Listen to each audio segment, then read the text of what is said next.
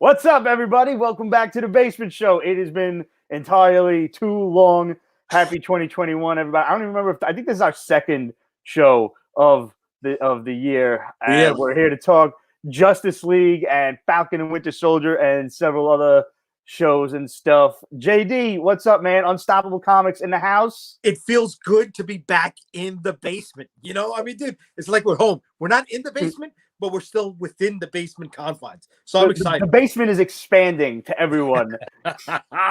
And some of you guys out in basement land will remember my boy Andrew Buzzetta. Andrew, welcome back, sir. What's up? How are you, Pete? It's good to be back. Salud, everybody. What's up? Salud. You know, we're never dry here in the basement. Never that, baby.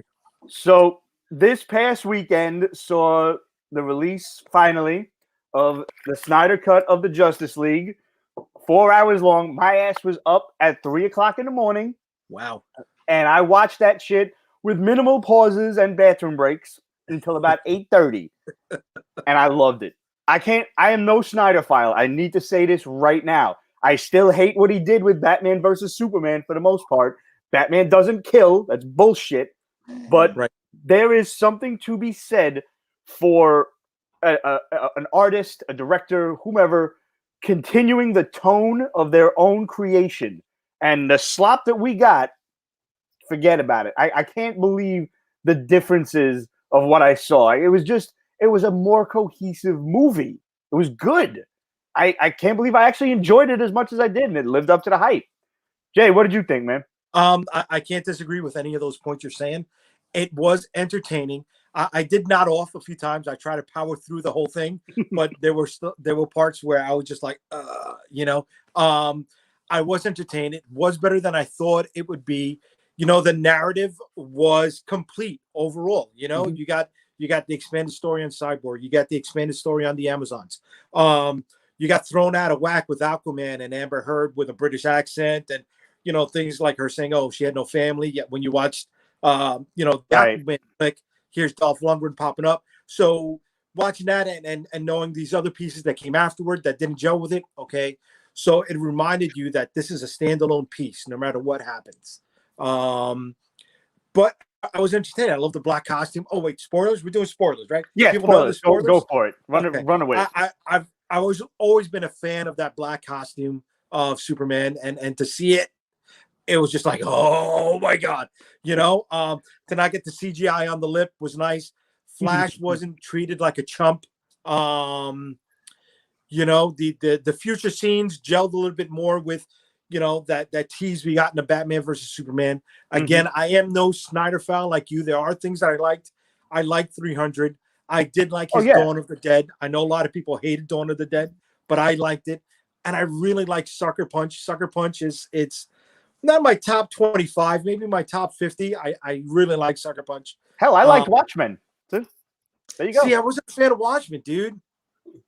I'm tired because, you know, look, you got Billy Crudup all dressed in blue with a yank like this. I can't watch it with my lady and tell her, listen, you got nothing when we go to bed. Hey, dude, I'm going to one-up you on that one. I don't want to get into Watchmen too much, but my mother was like, did we see Watchmen? I was like, you can watch Watchmen. I'm not sitting there with you and watching fucking Watchmen. I can't. No, that's fucking weird, man. And, you know, it's not like they did it one time. It was multiple times in the fight. Yeah, Come on, man. I mean, I'm getting jealous. You know. He was a Superman. No, I know. Yeah, I did like Snyder's Justice League, you know, and I was totally against it because we'd seen the Donner cut, you know, and that didn't live up to what we thought Donner's cut of Superman was going to be. Even though we got the gauntlet scene in that, you know, we saw David Lynch's cut of Dune, which took it from 3 hours to 24, you know, and it wasn't any better, you know. So whenever I'm always leery of seeing director's cuts when they come out, and I was okay. Maybe because I set the bar so much lower, that's why I enjoyed it. Andrew, what are your thoughts on the show, on the movie? I don't think that you set the bar so low. I think that we didn't set the bar so low, so anything was going to be an improvement on this. Okay. I thought it was phenomenal. Even if I had never seen the Whedon version, I thought this was absolutely phenomenal. The Whedon version played like a 4-hour movie, while this actually played like a 2-hour movie. Right. I was not bored while watching this. Every scene had purpose. Every scene had meaning, and it was connected throughout. I think this is something maybe we're going to get into a little bit later. I thought that Fisher's complaints were basically given more credence basic on all the scenes that were cut that he said Whedon just didn't like me. Well, it shows because Whedon basically screwed, as the saying goes, screwed the pooch on the movie because he cut all these scenes that Fisher screwed the whole kennel. The movie plays so much better, and I still don't like Batman versus Superman. I actually loved Man of Steel. I loved Man of Steel. Agreed. Yes. And I'm okay even with this Batman killing because I know, Pete, you didn't like that. But this Batman, he's experienced loss after it. He sees that like things are not, that his game plan led to the death of his ward. So therefore, we enter a movie where Robin's already dead and Batman is older. He's more experienced. He's a jaded individual. I thought that Batfleck, I liked Batman. Affleck as Batman beforehand. I loved him by the end of this movie. And I was very pleased. I was excited when they said that Affleck was officially now part of the next Flash movie. They released that in Vanity Fair, I think, yesterday. So with that, I look forward to, I guess you could say, we're never going to get a Snyder verse, but to at least see some type of continuation of the storylines where it's set up in here. I think my only complaint with this movie was that he left us, it should have been more of a complete trilogy. I would have gotten rid of the nightmare scene because I think you basically screwed Warner Brothers over. I told you the other day when we were discussing setting this up that the Snyder cut actually screws Warner Brothers completely. Oh, yeah. Because no matter what, every fan after seeing this is going to look at Warner Brothers and say, what did you do? Why are you not continuing this? Because the plans you have are not working out for you.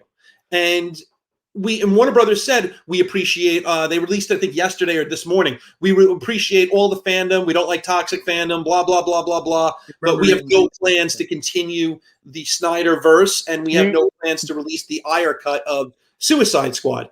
Do you think it's a question of just like them not swallowing their pride at this point? Absolutely. Absolutely. Because I think that's always been the problem from the beginning of the DC verse. I think when Batman, I think the best thing that came out of Warner Brothers was that they said, okay, Batman's basically a dead character. We're going to let Christopher Nolan, you could do whatever you want with him. Let's give it a try. Go ahead. Do whatever you want with him. And Christopher Nolan put out the best trilogy of Batman movies. And he put out possibly the best superhero movie with The Dark Knight. And that was with minimal intervention from Warner Brothers. This, where they started dipping their hands into everything and micromanaging, they created a situation where they're not Marvel. They've created a situation where they can't be Marvel. They could be their own thing and be great, but they can't stop from stepping in front of themselves. And I said, and that's the huge problem with this. Snyder showed us what Batman and his whole vision could be. And it's going to leave fans always comparing to everything that comes after this to what could have been. Absolutely. Yeah. And now we've heard from whatever Warner exec decided to take the stick out of their ass long enough to do a press release that they're not going to be pursuing the Snyder cut, which is absolutely stupid in my opinion. And I'm glad he's here. Juwan from Geek Vibes Nation. What's up, buddy? Good to have you. What's going on, guys? Juwan, what's up, brother? So we're talking Snyder cut. We just finished our assessment of it. Pretty much general consensus is we enjoyed it. Kind of surprised some of us how much we enjoyed it. What are your thoughts, bro? I also enjoyed it. It's bittersweet for me. I enjoyed it, but I also don't want any more. You don't want any more? I don't, only because to me, Zack's vision of building a world is very flawed. I said this on another podcast this last week. I think what would have been best for Zack is if he was able to do an Elseworld Justice League trilogy. So like doing the first movie, call it Dawn of Justice, where it's the assembling of the Justice League. And then you have part 2, which is Injustice, which is the breaking down of the Justice League, Superman going bad, all that. And then it ends with Flash having to go back in time.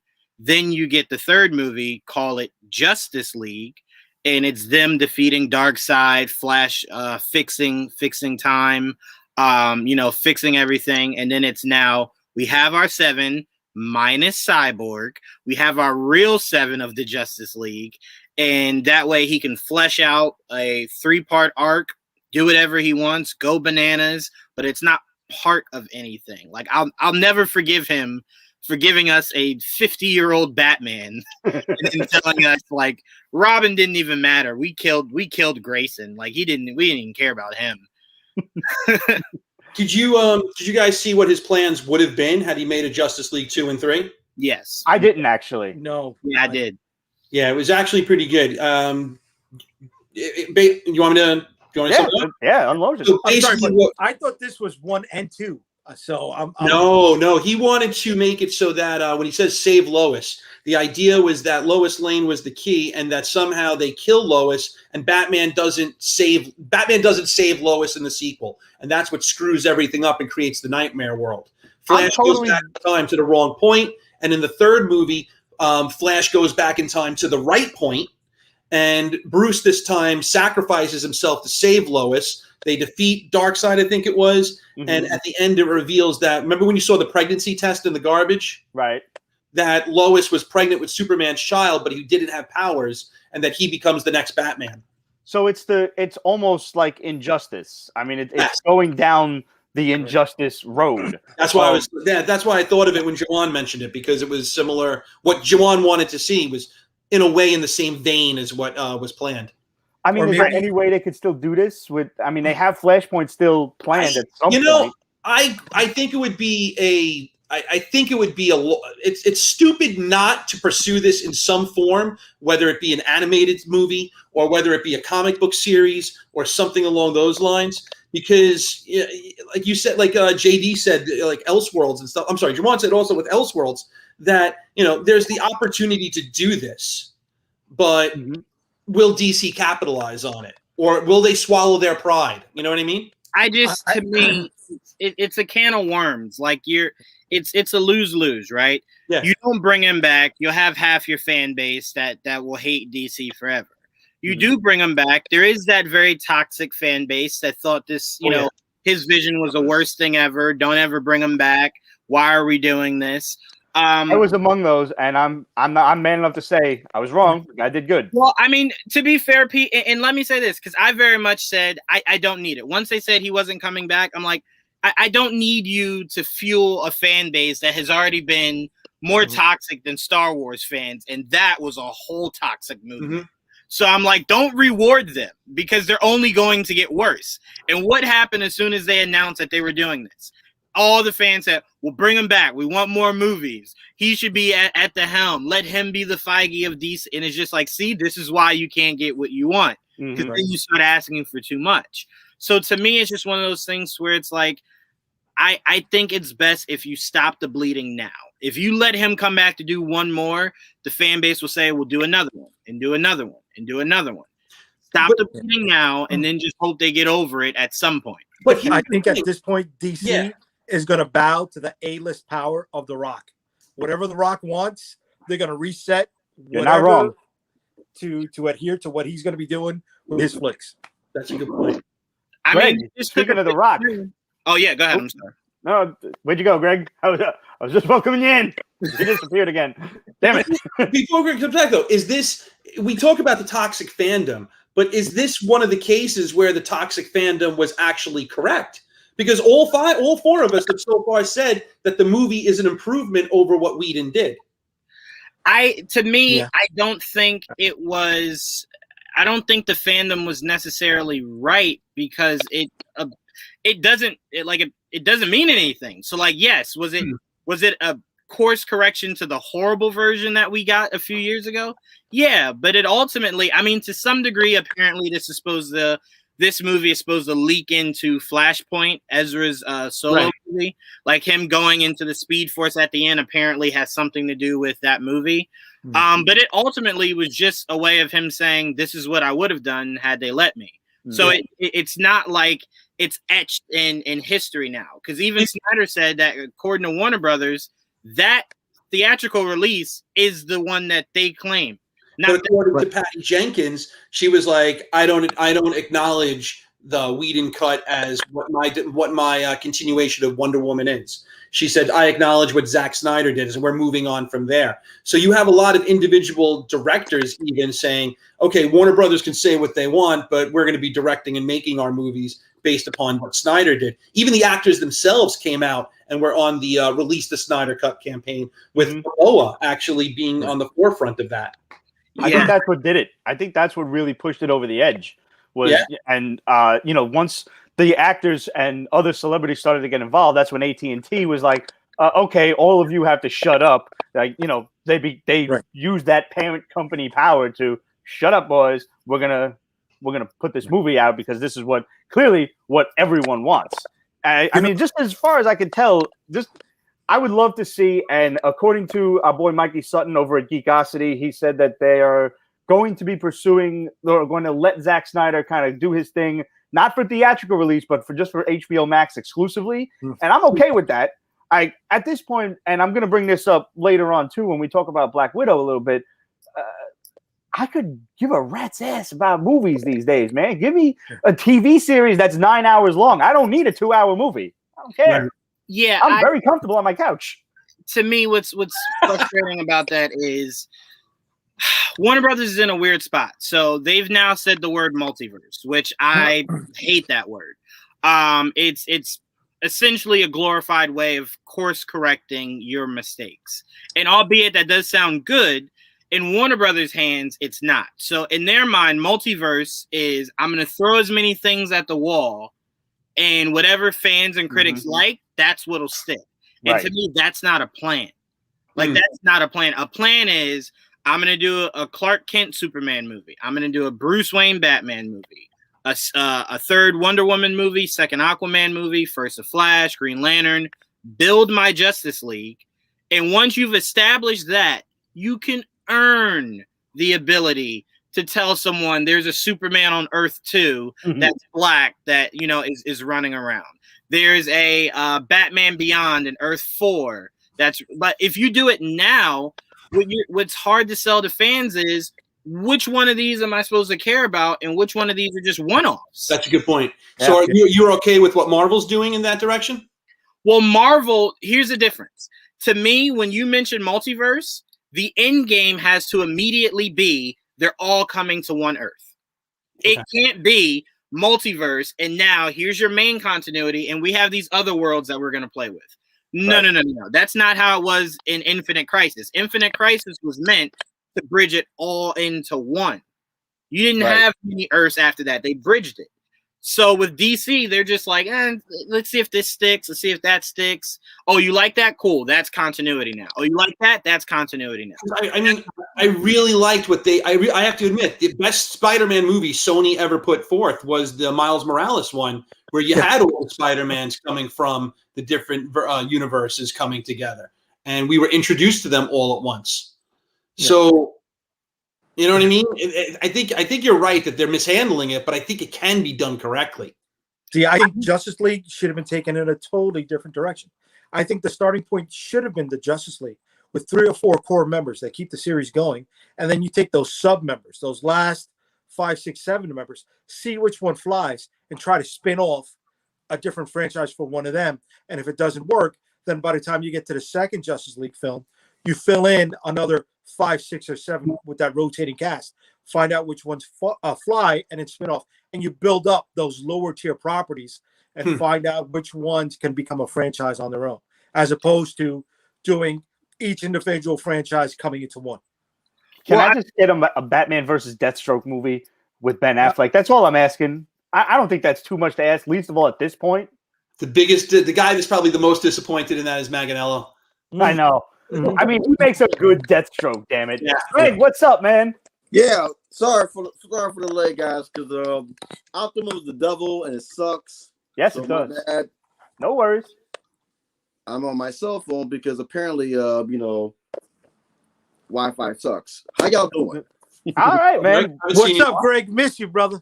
Miss you too, man. Miss you all y'all, man. Shit. Yeah, man. Yo, what'd you think of Justice League, bro? Oh, fucking rocked. It fucking rocked. It was worth the 4 hours. I told y'all bitches it was gonna be worth it. I told y'all. Like I was You the did. only one on that boat. Y'all said ship was sinking. I'm like, no. Yeah. It's gonna make sense. It's gonna make sense. I have to Sure. say that one thing that was pointed out to me over this weekend by our boy Kieran Mescal. I hope I said your name right, brother. Mescal? I'm not drinking mezcal though. It's just whiskey. But I am. I didn't friggin' realize this. The father of Cyborg is the father of Skynet. Yeah. Didn't Holy clue in shit. at all. Oh, I didn't. That's right. I didn't know. Yeah. And he died with a remote control in his hand again. Yeah. Yes. Yeah. Like the ultimate Easter egg. Yeah. Dope. Totally dope. I mean, I will Yeah. say, speaking of Silas, I will say I was a little disappointed. I know I got so much shit for saying this. I was very disappointed that it turned out that it wasn't Snyder's scene where Silas at the end gave Cyborg his new body. Mm-hmm. I actually like that. I don't like the look of he looks better in Snyder's cut than he did the theatrical, but I don't want my Cyborg to ever look like that. Like when you see Josh Whedon's version at the end where he kind of like bulks up a little bit more to look like the comic figure itself, I was like, yes, I hope they keep that. And when I saw this and I was like, oh shit, no, they kill him. I was like, he's not gonna get his new body. I was like, oh, See, I don't like the look of Cyborg at all. I Looking don't like Ultron the version 2. constant, yeah, that constant change engine. You know, that any body part could become any kind of weapon that I dream up necessary when needed. You know, that whole Deus Ex Machina concept. You know, like the Transformers. It's a gun, it's a hand, it's a sword, it's a shield, it's a plasma torch. No, give me something where he's confined and putting in challenging situations. You know, not that he can automatically fly or at the end has that big old machine gun, Gatling gun come out of his back. No, don't give me that. I mean, the thing that was dope, the thing that I kind of like, I was okay with a Cyborg design was two things. It was always evolving throughout the entire movie. That's why I'm like, all right, I'm gonna see where you're going with this. I'm okay with the evolution of it all, and the fact that his AI was just basically jacking for beats on anything that was near him that was computer wise was fucking badass. Yeah, I like that. Like even Alpha was like, "Who the fuck is you?" Don't worry about it, I got it. Like he was doing all type of shit. He even fucking. There was one point during the final battle scene, he actually fucking hijacked one of fucking the Parademons mainframe and made them shoot each other. Like he was doing so much shit. Like it was that dope. Yeah, I mean, my biggest thing with Cyborg is I still can't get over the fact that Zack decided to follow Jeff Johns' New 52 run. Yeah, Cyborg is not a Justice League member. He never will. He never will. He's a Titan. He's a Titan. He is a Titan. Yes. And unfortunately, Cyborg, and I got yelled at about this, but I'll stick to it. Cyborg is so unpopular. Warner Brothers is putting him in everything to try to make him stick. He's a Doom Patrol member now. He's a Justice League member now. Guess what? The one show he's not a part of. Like what? I don't understand their mindset. It's like Cyborg can be in the Titans. He does not need to be a part of the Justice League. It's because when you look at the Justice League and you play, race bingo, well, he's the one part of he's the center gets the square that doesn't get filled. So they need it. Nothing else. He's basically the Trader Joe's Black Wolverine right now for DC Universe. They don't put him in everything.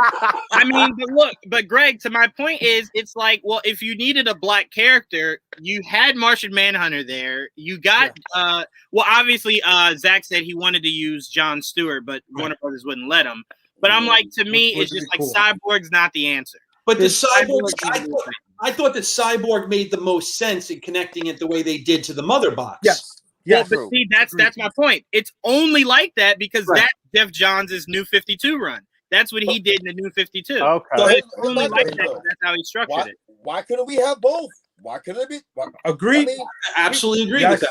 We could have had 3 black people in fucking Justice League on the low. I'm just saying.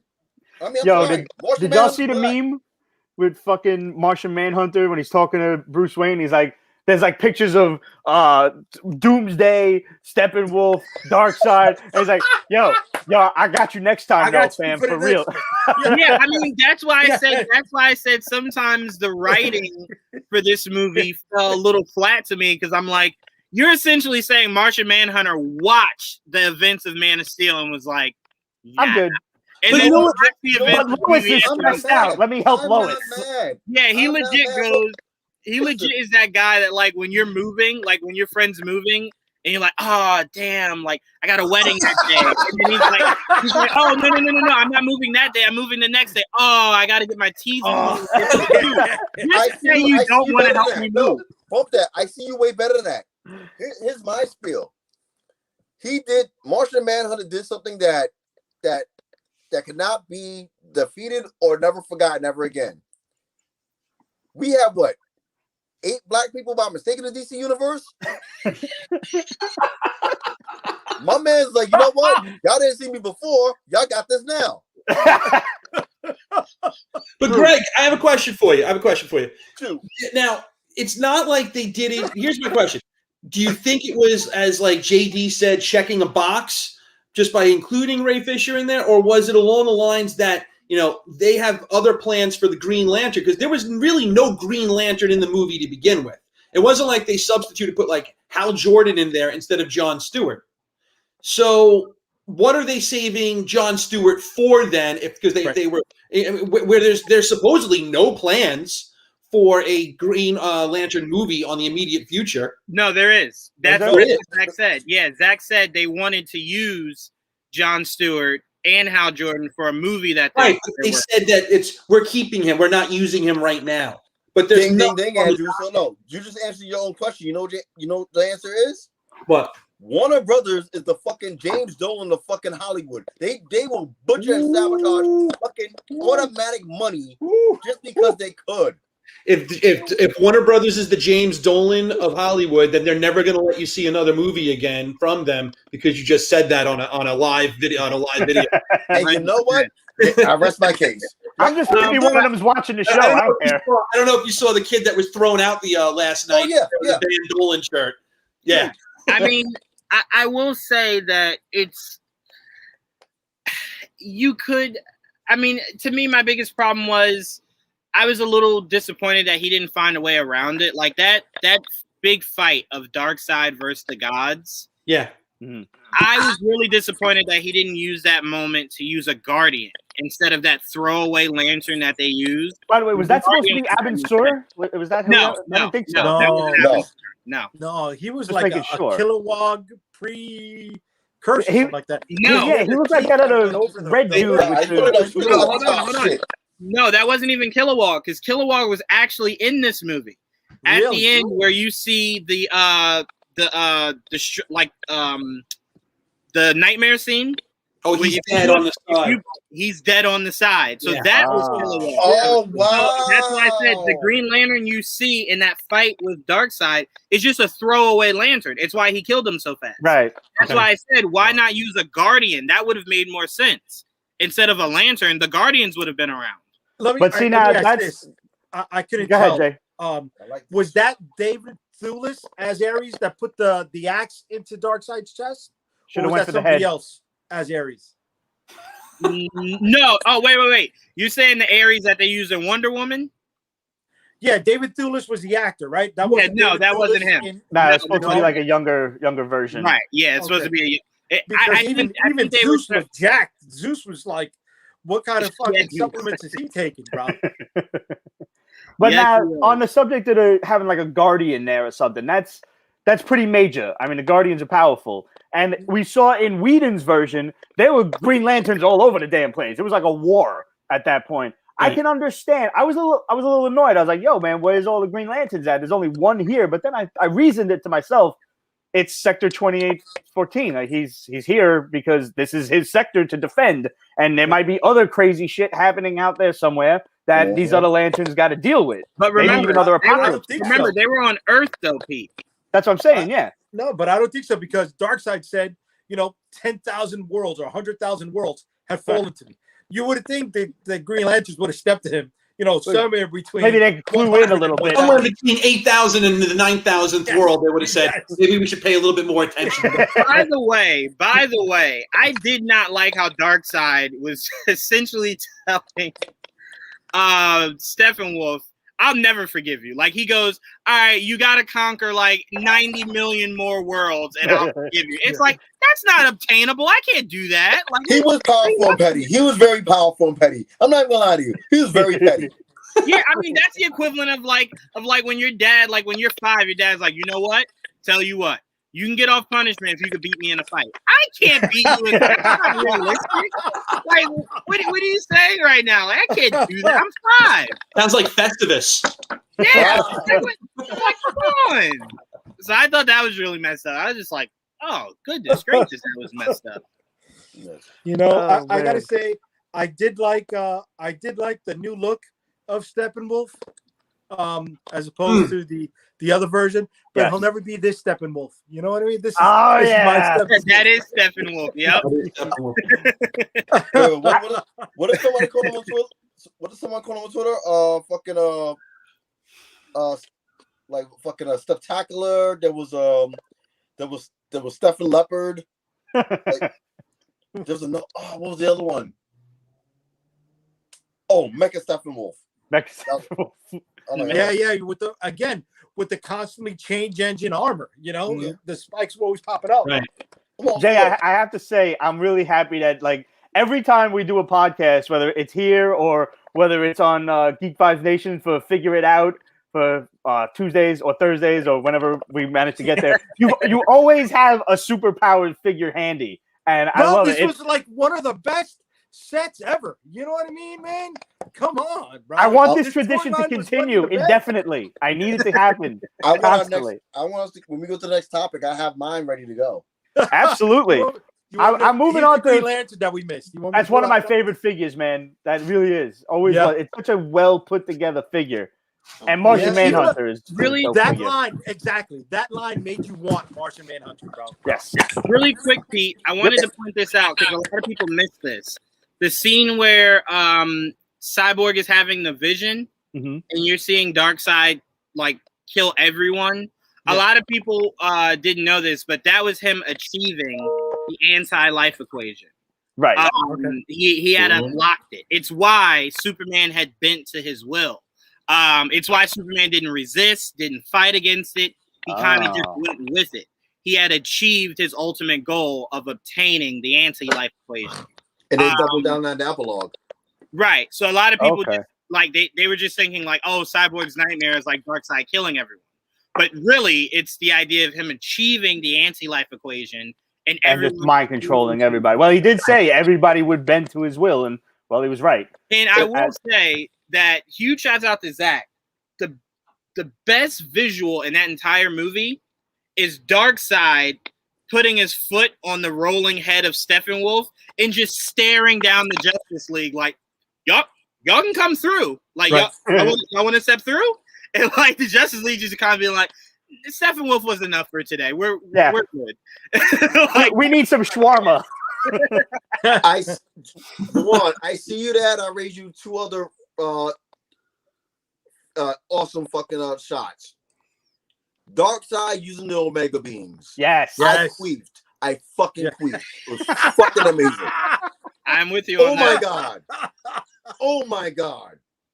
And like it was like precision. Like once again, I give freaking props and praise to freaking Zack Snyder because like he's the only one out of everyone in the DC universe is actually using science of how beams actually work. You're seeing the freaking veins coming from the eyes as the Omega beams are coming out. And disintegrating motherfuckers. It was glorious. Yeah. That's number 1. Yeah. Number 2, and I think it goes, we need to like really go back to when Superman came back in that whole fight scene. The moment when he looks at the Flash. That entire I love fucking that entire fucking battle scene, whatever. Great job.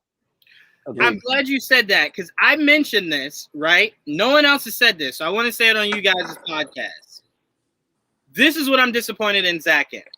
Batman was virtually useless. He was the Hawkeye of the Battle of Oh, that's fucked up. Now, Yeah. Let me say this. I was very disappointed in Zack because you know how Batman could have been more integral to that fight scene?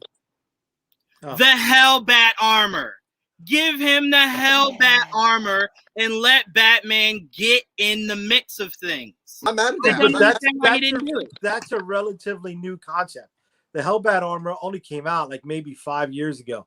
So The Dark when Knight, you- Return was it? No, the Dark No, Knight man. Return The story Hellbat- the that he Hellbat- was the new. Hellbat armor came out from Batman R.I.P., where he was bringing Damian back to life. That was a recent storyline. So that storyline was coming out when they were, still doing pre-production or writing the script on this. They probably had no knowledge of that. Did anybody else notice the Jimmy Olsen cameo? Was he? No. Was he the Josh? The guy that Lois kept bringing coffee to. I don't know if he was the cop or the security guard at the monument. Was Jimmy Olsen from the Christopher Reeve movies? I didn't notice that. My missus. Yeah. that. Well done. Oh, Well done. Oh yeah, I thought I'm with you, Andrew. I thought you. I'm like Jay. I'm like they killed Jimmy Olsen in Yeah. yes. yeah. That's where you lost me for a second. I'm like, hold on, sorry. huh? Yeah. I get you now. Yeah, it was the cop. It was the cop. Yeah, Before nobody we lives close in out fucking this Zack Snyder's topic. universe. Say that much. Everybody dies in Zack Snyder's universe. I'm all for Yeah. it. That is true. It definitely wasn't a kid's flick. I'll say that. No, it's good because there's definitely consequences. I think that's also something to be. Thank you, Andrew. Thank I'm you. with you, Andrew, but at the same time, we have to remember this is also a comic book. It is a comic book. Isn't but final. I think We'll we've be always said it for a for homicidal years. maniac for terrorizing the city. Yeah, I think we've always said it for years that when you can bring back, like, okay, Vision came back. I think that was a given. You know what I mean? But I think that you need to carry some weight. If civilians get killed, let them continue to die. Because I can accept that a god comes back. You know what I mean? I can accept that one of these superpowered beings, I can accept that Superman comes back. But if you were to raise Jimmy Olsen from the dead, if you were the same way that you raised Gwen Stacy from the dead, or Uncle Ben or something like that, How dare you? you lose the gravity of I'm what with the you. world brings. I'm with Right. you. I have to say this though, in regards of everything that the Snyder Cut did, and I thoroughly enjoyed it. I fully admit I was wrong. The guy had a vision. Some of it I don't like. Some of it I really did surprisingly like. But Jared Leto still fucking sucks. Yeah. He was better. Never agree on that. I'll never agree on that. I He hate was that better. sloppy lipstick. Oh God, they sound just like him. Don't do that. That's awful. Yeah, I can't. to me, I didn't like this version of Joker. I love what he brought to it, but I didn't like this version. I always prefer, and I don't mean prefer like that's what I want my Joker to be, but I love Ayer's version because as Ayer always defends it as, he was going for a modern day look, and there's not one young low rapper that does not look exactly like that Jared Leto out here. That's not a good defense. No. So- He was saying he was going for a more modern look, and that's exactly what today's kids look like. So I I like. agree. I think With the fucking restricted. Go ahead, Joe Craig. I'm sorry. Bushwick to get a Joker? Wait, say again? He went to Bushwick to get a Joker? Pretty What much. you saying? Yeah. All I'm saying is this. All I'm saying is this. Everyone kills his Leto. Everyone kills his Leto for his look, right? But no one ever brings beef to Heath Ledger's door for that being actual makeup, not his real skin. That's actual just faded makeup. That's not the Joker. That's not the Joker at all. Everyone was just okay with it. But you put tattoos on a forehead and people go insane. It wasn't actually the tattoos I despised in Suicide Squad. I didn't like the messy lipstick. I want my Joker to be like, put the lipstick I'm with up. you on that. Up that. No, I like the message.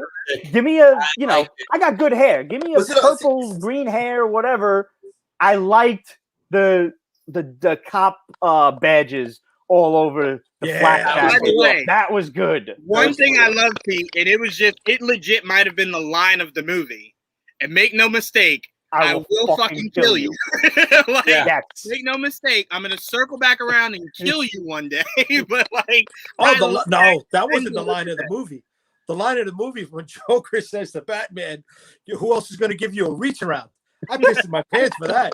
That shit was fucking hilarious. And once again, I like to stay on record right now, beyond the masses, that Ben Affleck is my Batman. He's a fucking dick. He's a fucking dick. Yeah. You didn't like him? No, I love him. Oh, all right. No, I said that in the beginning before you came on. No, I he's my Batman. He's my Batman. Yeah, he was. Yeah. I thought it was very good. Like. I mean, obviously, fucking Conroy's the GOAT. You know, Adam West GOAT. Yeah. Fuck everybody else. Affleck's my Batman. I should have got that goddamn movie. And they gave us the voice modulation, not Christian Bale chewing on marbles. Exactly. Yeah. And you know what, Greg? I would agree. First of all, let me just say this. I was on the Ben train for so long. But when he decided to step away is when I had to allow myself to heal. So I will not allow myself to go backwards to falling in love with his Batman again. He won't come back. He was a good Batman, but he was also equally as good of a Bruce Wayne. And I think there is the difference between all the other people that played Batman. Adam West was okay. He's like the original, so we give him a pass. It's kind of campy, not my thing, believe it or not. But like Keaton was an excellent Batman, but kind of hammy in a way as a Bruce Wayne. I felt. Yeah. You know, everyone else, forget about Val Kilmer. Forget about what's his face. I had no beef with Bruce Wayne. I had no beef with Thank you. Clooney was a good Bruce Wayne. Thank you, Greg. Clooney was just being Clooney. Like Clooney in real life is Bruce Wayne. Yeah. I say this time again. I'm tired of Batman. As a Batman fan, as a Bruce Wayne fan, I'm tired of Batman. I am. Let him go to bed for a little while. Let me want. Is that a Batman shirt you're wearing? That is. That's right. So to say that, you know where I'm at. I'm tired of seeing Batman on the screen. I'm tired of seeing Batman as I have the shirt on. Wait, hold on, JD. I can't stand the Yankees. Someone who's younger than me. Someone who's younger than me, right? Said that they have Batman fatigue. And you know what stressed me out about that? I said, all right. So I asked him, when was he born? He was like, I was born in 95, right? So I'm like, dude, if you think about it, you've only had one Batman. And it's been 10 years since that trilogy. Where's your fatigue? Like, what do you mean you're tired? I had the Batman. Just got the Batman. I'm actually looking forward to that The Rock Shazam. Oh, excuse me, The Rock Black Adam. Because like Greg pointed out earlier to me today, before it hit the news wire, that we got Pierce Brosnan as Dr.Fate. I'm all over that shit. Thank you for that, Greg. You know, he's building up that cast. He's bringing up those lower tier characters and find out which ones they can build a franchise on. Something I mentioned earlier. Now here's my question with all of you. How does Affleck coming back as Batman, even in the Flash movie that they announced, right? How does that impact the Pattinson Batman movie? Not at all. Doesn't at all. Okay. To me, I feel as though Ben coming back is like a swan song. Because remember, contractually, that's his last project. He's contracted to do one more movie. Yeah. Batman. So he's just fulfilling his contractual obligation. So this is just more so probably like his goodbye. The better question is, who is Batman after he's gone in the continuity that is set? Oh no, that's what I'm saying. Like you said before when you talked about the multiverse being like confusing to like the public and things like that. Which Batman then is the public left with? That's what. Well, unfortunately, they've already stated Patterson's Batman is a different Earth. It's not part of. Really? Yeah, they said he's Earth 2, so he's not part of this continuity here. Which is why I said that's the stupidest shit ever. So basically, you're right. They're just gonna be throwing stuff against the wall and seeing what sticks. Right. So essentially, he's saying that the Flash is the bridge between where they are in that continuity and then where they're building with other continuities. So to me, that's why I said it's really hard to know what I'm supposed to care about when you're telling me this is a one-off and this means nothing and then that means something. Like, I'm not just watching movies to watch movies, PC. Like, I'd actually like to care about. I mean, I'm sorry, Greg. Go ahead. I'm sorry. No, like they're fucking up. They're fucking up basically what the fucking the Arrowverse pretty much fixed. They fixed everything with fucking Crisis. Like they gave you a blueprint on how to fix shit. By mistake, they did it. Oh my God, I take that back.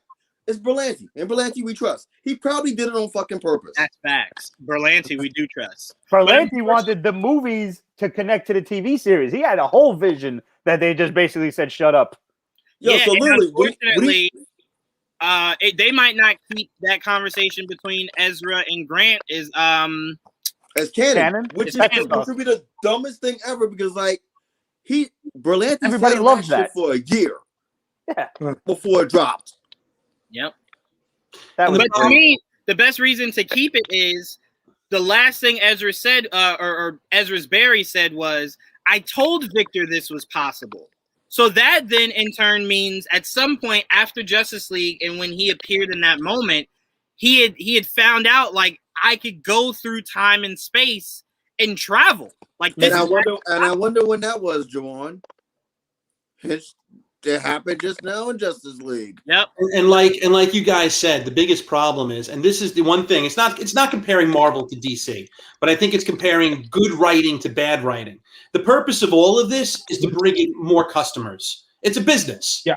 And if you're not going to provide an opportunity for investment, all right, why are we watching every Marvel movie? Because we know that they're connected. Whether you go to the theater or you watch it on Disney Plus when it comes out, or any type of series, you know that there's an investment because every part leads to the next part. There's really no definitive ending.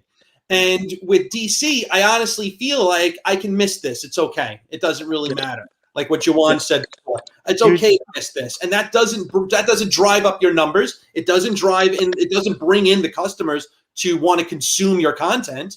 And you hit it right on the head, Andrew. Yeah. And it's what I've been saying. If you're DC, I know they'll never do this, but the smartest thing for them to do is put your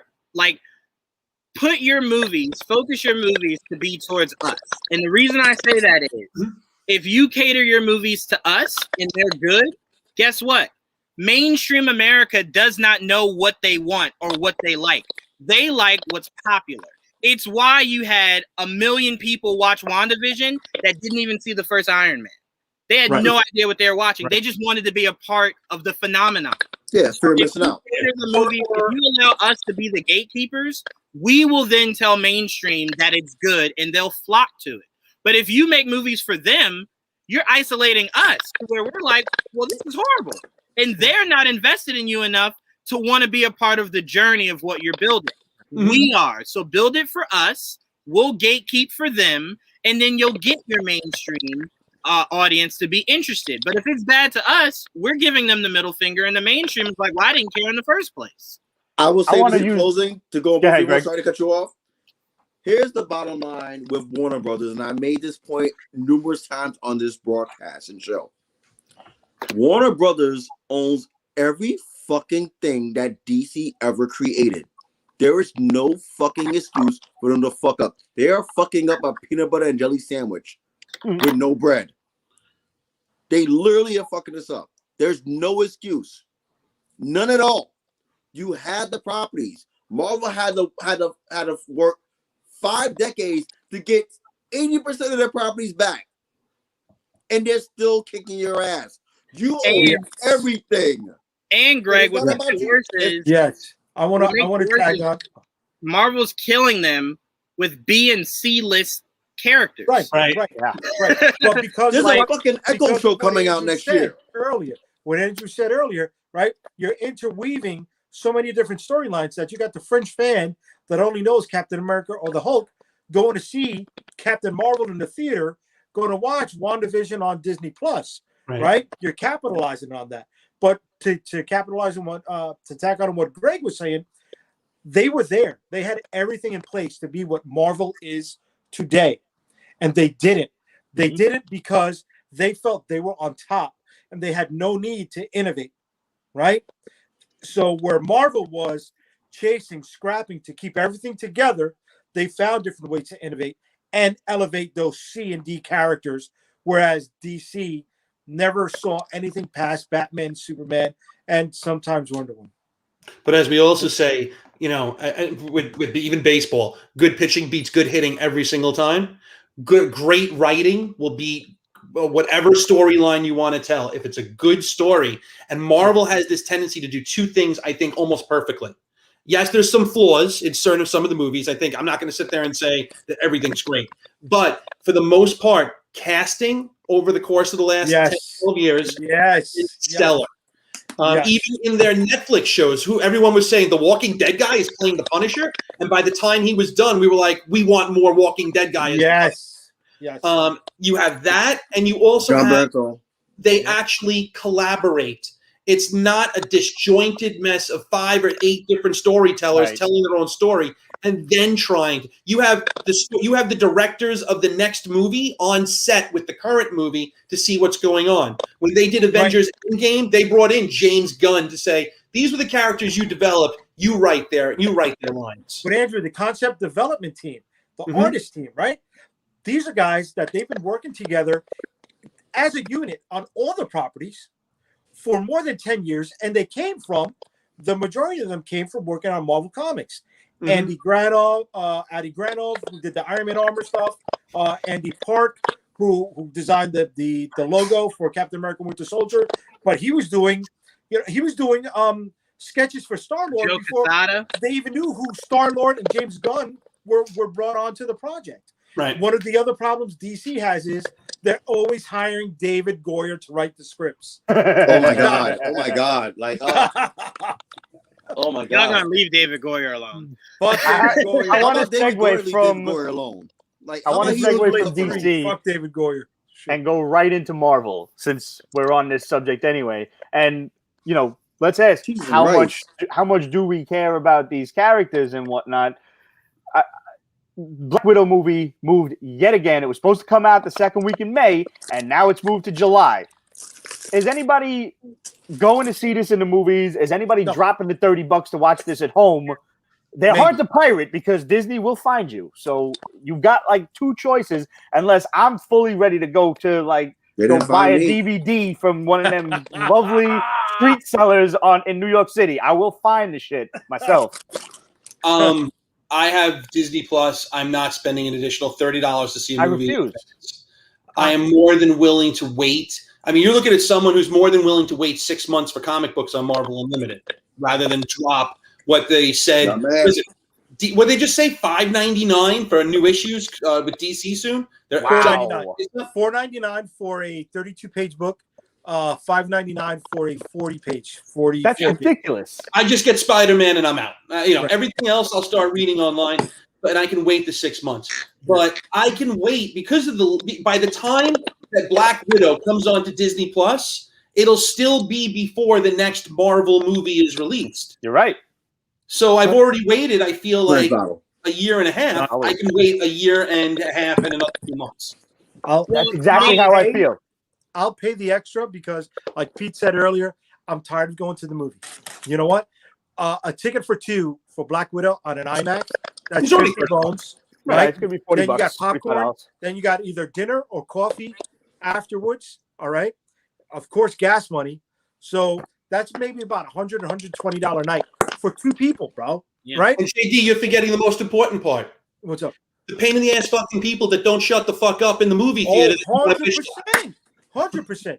Dirty fucking seats. All right. And I'm talking about the nice places with the seats that you got to pay for. You know what? That shit doesn't fucking work. People fucking pick their own fucking seats regardless sometimes. All right. There's always shit underneath my seat, whether it's nachos or fucking popcorn or soda. I don't even know. There's garbage. McDonald's. And to it, I don't want to be going to the movies in a fucking hazmat suit right now. I'm not with it. Well, I mean, JD, I'm with you. I don't mind paying the $30 for it. My only issue is, I know right now because I have HBO Max. So with Wonder Woman, you only had it for a limited time, right? So you also didn't have to pay extra for it. If I'm spending $30, Black Widow better be attached to my Disney Plus account to the day I die. Damn right.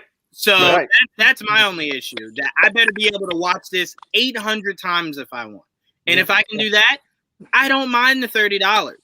To me, the importance of this Black Widow movie has heightened since I saw the first episode of Falcon and Winter Soldier because I believe they're connected. So it's when I heard that it moved, I was just like, God damn it! Like I was waiting for this to bridge right into Black Widow, and then bridges into Loki. So to me, it's just like it sucks. But yeah, as soon as it drops, I'm paying the $30. Hopefully, I can keep it forever. My concern is that I'm going to pay $30 and there's going to be a lackluster payoff. Like, she's not going to be mysteriously alive because the one that died was a Skrull. I'm not that into this girl or something. Oh my God! Why would it takes place in the past. Oh my God! It's a flashback, but they've got to bring it forward at some point. Well, they've got to bring it to the present day. I'll say That's this. why they're bringing that girl to spin and I don't like her. She's no Scarlet. She's no Scarlet. To hell with her. Well, she essentially looks like she's your future of the Black Widow is going to become a moniker. So yeah, look, we'll finally find out what they did in Budapest. I'm happy with that. Right? Is Hawkeye in it? No, Allegedly. Oh yeah. Yeah. So Greg, you don't like the idea of her being a Skrull, like bringing her back at some point somehow? You said that. Really? I didn't think about you said it. And now I'm like, fuck. I'm going to say this. I'm going to say this, Pete. They got to be very careful with it. I agree. If you have one Avenger as a Skrull, you will have everyone thinking, well, Cap's still alive. That could have been a Skrull. Stark is still alive. It's a snowball effect. Didn't that happen in the comics during Secret Invasion? We didn't know who was who. Non-powered. Didn't they have? I think it was, except for Jessica Drew, which I don't know how they explain the powers. It's usually been non-powered individuals. Oh, she don't have powers. She's only got electric shit. No, that's why I said except for Jessica Drew. Pheromones. It should be secondary characters that are your Skrulls. Secondary characters that we didn't. I can buy Hawkeye as a Skrull because I can accept that a Skrull can shoot arrows. I'll do you one better, Andrew. I think if you really want to have this world flipped on its head, say General Ross was a Skrull. Okay. Remember how in Civil War he said he had a stroke or a heart attack or something? Mm-hmm. You could have had it to where he actually died, and the Skrull replaced him. And the Skrull is who inflicted this division between the Avengers to drive them apart, so that they could have a clear path for an invasion. Sure. So to me, that becomes the Hydra storyline. We're too close to that for the Baron Zemo one. I understand. See a difference between the two things. But now, are they gearing the Skrulls up to be heroes or villains in this? Because since the very beginning in Captain Marvel, the Skrulls have been heroes. I'll say this: the guy they just casted for the main villain of Secret Invasion show with Nick Fury and Talos, I bet the farm that he will be the only one that turns out to be a super Skrull. Nick Fury? That's the lead. That's the division. It's the super Skrull. I don't want to see that. I want Sam Jackson. I'm telling you right now, he'll be a Skrull. I want Sam Jackson to be Sam Jackson. No. Yeah. It's too early for a Super Skrull. Why you say that? I want the Super Skrull. I do. See, okay, let me say this. Too, but let me say this. People think it's too early for Super Skrulls because the only thing you've ever seen of a Super Skrull is having Fantastic Four powers. But because the MCU is so large, where you have multi-people with powers, a Super Skrull can take on anyone's powers. You could just change an area to where they take on anyone's powers. And then you get the big reveal years down the line after Fantastic Four of seeing that Skrull be able to stretch with the fire hands, with the thing arm, and turn invisible. So it's something you can still do down the road. But now, why can't you say he has Captain Marvel powers? I would love to see that on screen. Andrew's burning. Andrew's burning over there. This is like, just because there's no place for this probably in this entire conversation, but I just want to say, because you brought up Fantastic Four, I genuinely see Chris Evans coming back to the MCU, but not as Captain America. Yeah, he needs to make an appearance. If they're doing multiverse, he needs to be. He's going to make an appearance. Does he make an appearance as Johnny Storm somehow in one of these storylines? He's got to. Absolutely. He was the best thing about him, and Michael Chiklis were the best thing about those movies. I will say a safer bet for you guys. I will say a safer bet for you guys is it's probably he might be the cameo. Of Secret Invasion. Like he's old man Cap, but he's helping run Sword with Fury. That's probably more likely. I think Feige wants to get as far away from everything Fox has ever done with these characters. You never know. Good stuff. You know what? You never know. Because some of the stuff that they brought in. I refuse to accept in WandaVision that Evan Peters was brought in just to be some common guy. You see this right here? Yeah. That was my shit from all WandaVision. That was one of them. Yeah. Exactly. See that? See that? To me, See that it right makes there? sense. It makes sense. I'm done with theories. I'm done with fucking theories because of WandaVision. Yes. I'm with you, Greg. Because I'll tell Yeah. you what. Once I heard that the show, either the showrunner or the writer for it, said that she has no idea who Mephisto is, I said, "Oh no!" Then that they throw that whole show, the whole theories for that show in the garbage. They clearly weren't working off of anything we were. If she's sitting back like I didn't even know who Mephisto was, it was like they should have had us write the show. We got Yes. we got too Yes. deep as fans. We got too deep to the point where like we got lost in a show that didn't exist. Right. That's how Yeah, deep you we know got. what, Greg? I'll tell you this. I started smoking cigarettes because of WandaVision. Never smoked a cigarette in my life. I was sitting there in the finale just like, where's Mephisto? Like, where is he at? Like, you know what I'm saying? I didn't even know who I was after watching WandaVision. And So, see, yeah, I this- can't do that theory. when we talk about fan theories, that's why I write my own comic books, because the stories that I come up with how things could be different for the show apply so much better to the stories that I'm going to write. I mean, Bless your heart, brother. I mean, look, but I will say, Greg, I immediately I'm so weak when it comes to theories. I have a full page of theories for Falcon and the Winter Soldier. Oh no, so Juwan, you promised, man. We're gonna have to put you in like So I that's- said, a methadone clinic for fucking comic book Wait, fans. are we going to talk about Juwan, Falcon look at- right now? follow these issues of Captain America from 330 to 360, because that mentions the Watchdogs, that mentions the Flag Smasher. Yep. It has Captain America Steve Rogers giving up the shield. Even Yep. so, that's the place that Falcon is in. Yes, are they going to mix in stuff like the Truth? Because we heard that the Patriot is going to be spinning out of that. So probably that's going to get wrapped into that. But I can't wait for these 5 episodes to roll out. I mean, But Jesus, you know what else is that's missing, the though? quality. Theories, man. I have some You deep know- theories. You know what's missing though? Who? Freaking Sam Wilson with the fucking Jordan meme on his face because he fucking played himself by giving that goddamn shield. Yo, but that's what Captain America did. No, Captain America did it no, in those no, issues, no. bro. No, Captain America walked away. Sam herbed himself. He played himself. He said, "I'm not Oh, worthy. You are like, worthy." He Yes. literally smacked himself in the back of America dicks. Like, But he to played be himself. fair, Greg, I think two things are connected. I think there's a reason why right after he gave the shield to the Smithsonian, the very next time we see him, he's with his family. I think it very much was he understood, if I take this mantle on, I can't do things like go see my sister Okay. and be an uncle. So I think Yeah, it was twofold. I understand that, but But then, Juwan, if he kept that Burden. shield, he would have gotten that fucking loan. I'll tell you that right now. okay, now I No, gotta no, no, address no, a few no, things no, here. no. Now let's talk about Falcon and Winter Soldier. No, Pete, all right. all right. Give me 90 seconds and I'm done. All right, go for it. First and foremost, props and praise to Malcolm Spellman, lead writer, show creator, black man. You felt a black person's vibe in the first 20 minutes of this goddamn Yes. show Yes. because he was doing good and still looked at as an outsider. Yep. Yes. And that's Yes. before he got back to the Yes. States. Yes. Plus, they Before he still got wanted back to to use the him States. for his burn, because after he said no, he was like, "Can I get a selfie?" He was like, "Are you fucking kidding me?" Right. Yeah. Yes. I have one problem with that scene, though. I understand where they were trying to go, the message that they were trying to put forth, and they succeeded at that completely. It's obviously real friggin' difficult for a black dude, no matter how popular or important that he is, to get a loan or to just exist.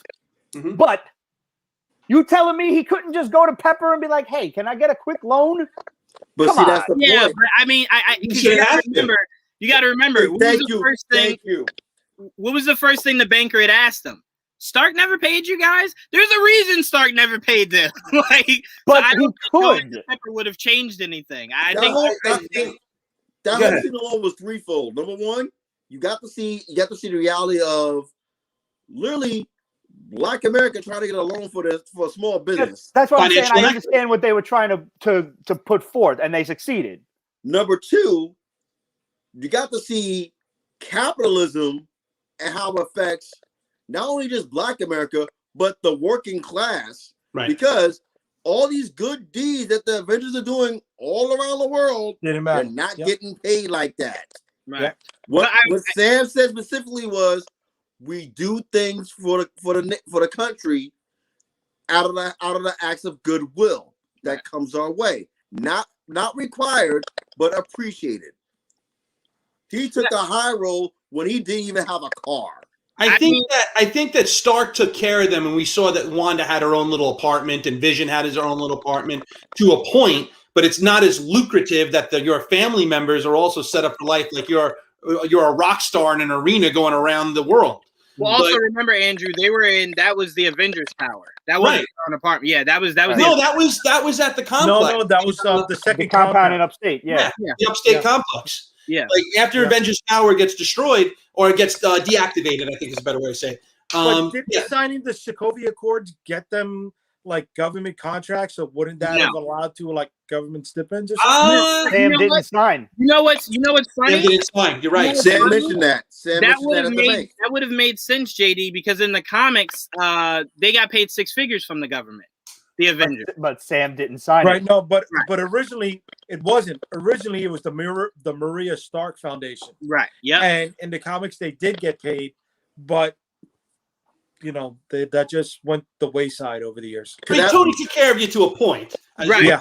I have a quick question. Can I just rattle off a few of my insane? I was going to ask you. I have to hear it. I'm all for it. All right. So the first thing I have here is I believe that the shield that Cap gave Sam, well, clearly it's an all new shield because his got destroyed in Endgame.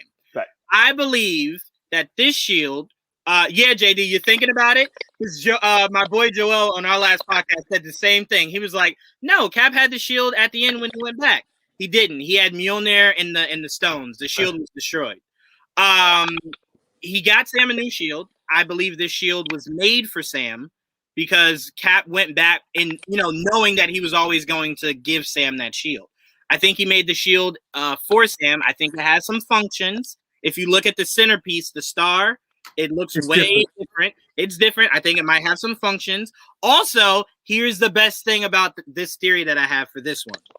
I believe that this shield is proto-adamantium, not vibranium.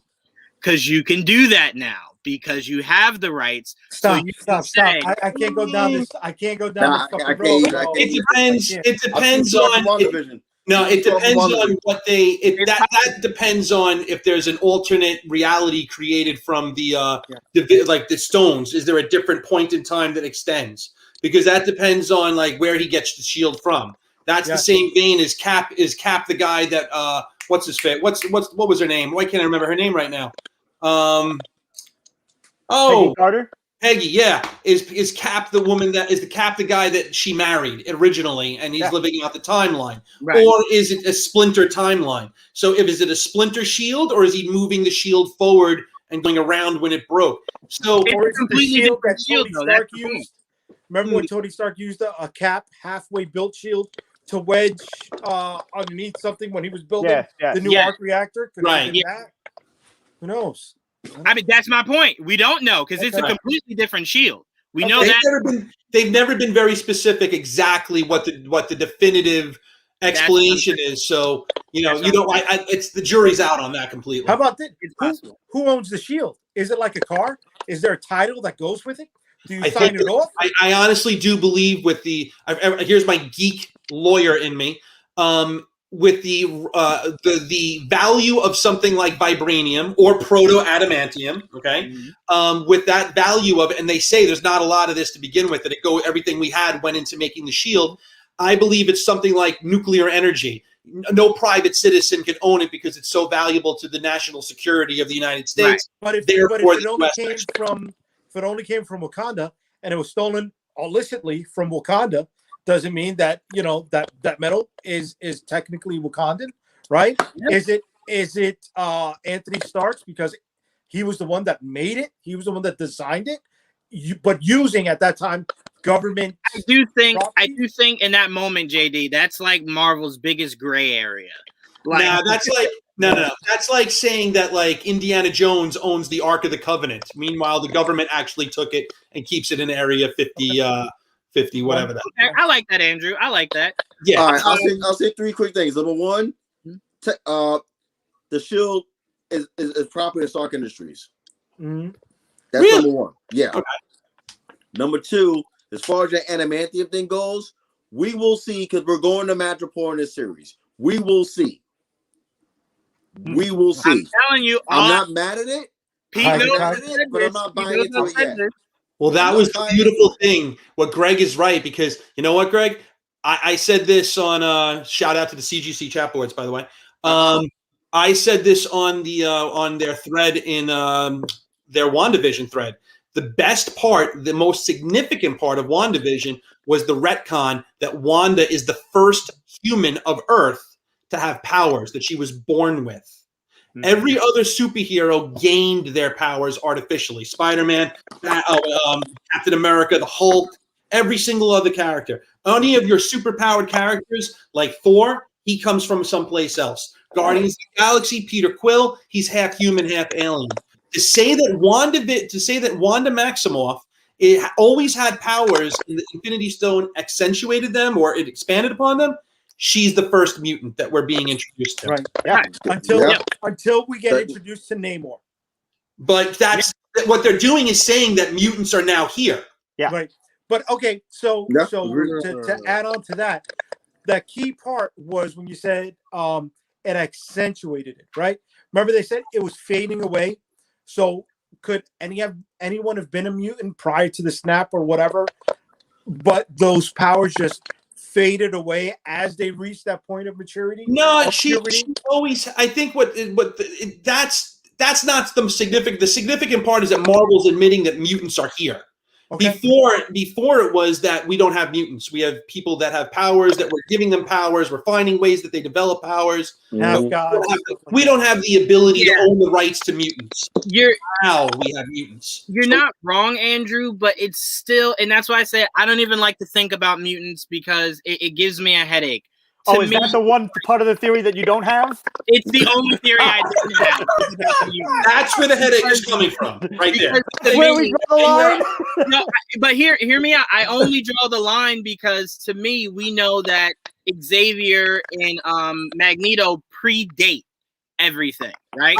Even if you only want to say it was in the 90s, right? But what I'm saying is that if Madripoor is coming, I think we're going to get mutants a lot quicker than Feige said he said, "Oh, that's coming down the years to come." I think. Look, like I told Pete, all I need is as they're walking through the club, whatever person they're supposed to be meeting up with in Madripoor. All I need is for him to go, "Sorry about the mess. We had a guy with claws running through here not too long ago." That's all I need. That's all I need. That would be perfect. Be happy. That's all I need. That'd be perfect. I forgot one of the guys that said this on fucking Breaking Their News. He was like, "What if one of the secret Easter eggs at Madripoor is someone mentions Maverick?" And I'm like, you know what? I actually love that idea if Maverick is mentioned on Madripoor, because that's a gateway to everyone else. Over Wolverine? Huh? Over Wolverine?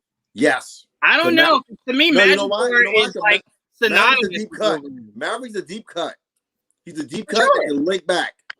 Yeah, I can remember who he was. I don't disagree with that, but to me, Madripoor, like how Gotham is with Batman, I feel like Madripoor is with Wolverine. Like it just goes with. I think. I see Madripoor as the seedy underbelly, like Maz Eisley in the Star Wars movies. Yeah. So maybe we get Gambit. Maybe we get Wolverine. Maybe we get any other character that's. I need that Wolverine. But all right, so I'm not gonna go through a bunch of these. I'm gonna just do my favorite one. I'm gonna just do my favorite one. Sorry. So my favorite one is remember towards the end where Torres calls Sam and he's talking about the Flag Smashers and how strong they are. Mm-hmm. And Sam is about to tell him what he thinks they are, but he stops short and he says, "Never mind." I believe that Sam was going to say he thinks they have duplicated the super soldier serum. Yes. And I think their investigation of it will lead them to the original Captain America, who was black. But that's not my theory. My true theory is, where would the government get super soldier serum from? Probably the guy we saw use it last, who was General Ross. I believe Ross is making the Thunderbolts team, and that's where my connection to Black Widow comes from, because I think his first perfection of this super soldier serum, outside of Abomination, is none other than Taskmaster. I believe Taskmaster that's why Ross is in Black Widow. I believe he might be trying to see if his guy. I think he sent Taskmaster to kill Black Widow. Bro, you just went around the fucking world into another movie. Let's try to stay with Falcon and Winter Soldier. Because but I'm not mad. I'm not mad at that. I'm not mad. I think Ross is part of this series. That's my point. I think he had the super soldier serum and he's trying to duplicate a Captain America. And then it turns into the Flag Smashers. Didn't they say that the guy that played Abomination is coming back? Yes, he is. Yeah, He'll be in She-Hulk. I just feel like this is like it's like a difficult breakup. You know, like when you can't like bring yourself to do it. Like, Juwan, I can't do this with you anymore, man. I can't. Yo, I know it's fun. We have a lot of fun. To be fair, in that WandaVision thing, what did we think Mephisto was out of the realm of possibility? No, that wasn't a crazy theory. It was leading right to it, dude. So I'm just saying. I was in the possibilities of fucking WandaVision, all right? I was hoping it was, WandaVision has broke me with theories. It broke me with theories. Yes. It's done. I'm usually the same one with theories. I'm usually the same one. And it broke me. It fucking broke me. I'm done. I agree with you. WandaVision, theory speculation has switched me over to watching Netflix barbecue shows. So wait, I did want to ask you, JD, because I know how familiar you are with the earlier Cap comic. You remember how in the comics they experimented on Torres, and he had actual bird-like powers. And he did take over for Falcon. He became Falcon when Falcon took over for Cap. Do you think it's possible they might go that route? That's the new stuff. I didn't know the new stuff. Oh, gotcha. I can answer that question for you. I can answer that question for you. Yeah.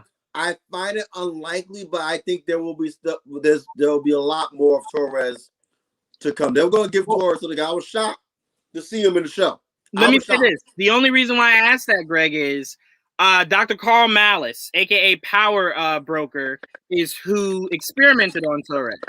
If you pause it at the end credits, there is a newspaper clipping that says Power Broker is watching.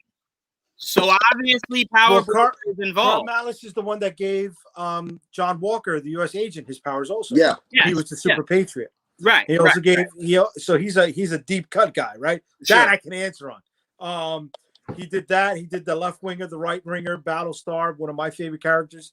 The dude. Battlestar is my inspiration. One of my guys.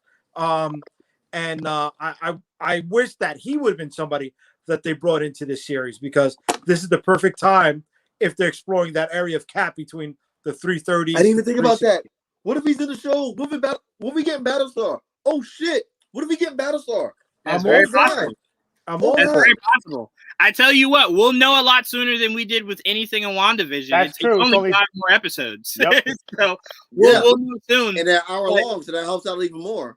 For sure. And I will say that I also did find it a little interesting that looking into that, like that whole Torres thing of like the Power Broker and everything, I did begin to start to think that it's very possible that not only will Falcon completely obviously take over and become Captain America, I'm very curious, does Bucky become the Nomad?